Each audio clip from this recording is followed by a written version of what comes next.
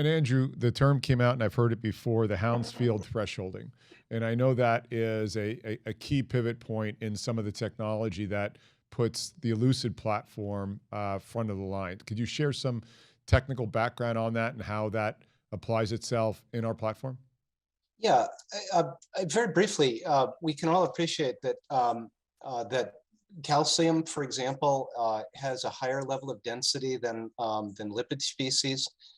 Those two, you might argue, are relatively easy to separate with a threshold. Those that are higher than this might be calcium. Lower than this might be lipid species. But the reality is that the type of tissues that we care about, even when they're visually conspicuous, are actually more complex than that.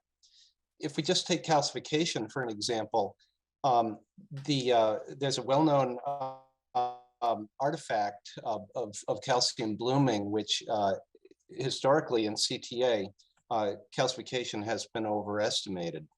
At the same time, microcalcification might get left off. Even something which seems like a simple tissue type is not as simple as it looks. When we consider lipid-rich necrotic core, the necrotic portion of the necrotic core is actually a far more complex tissue type than just low-density lipid species.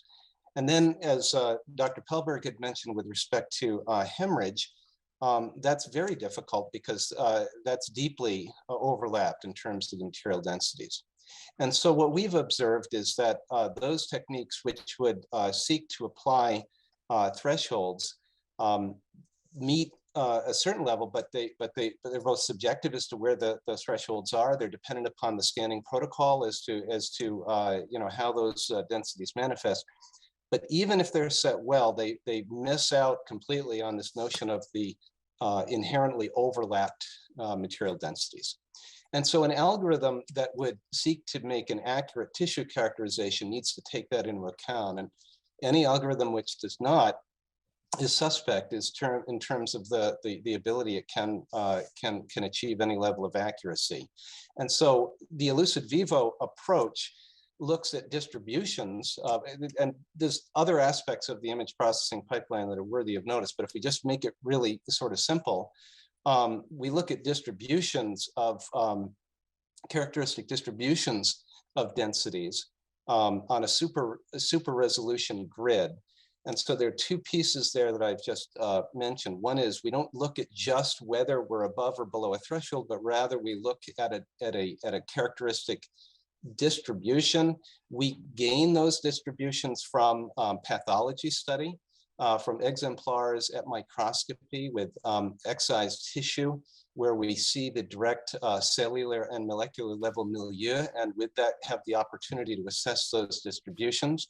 And then we do that at a super resolved grid, which is made possible by restoring the image according to the specific characteristics, which end up making it less dependent on the individual scan protocol, because what we do is we dynamically determine from individual scans what those technical characteristics are.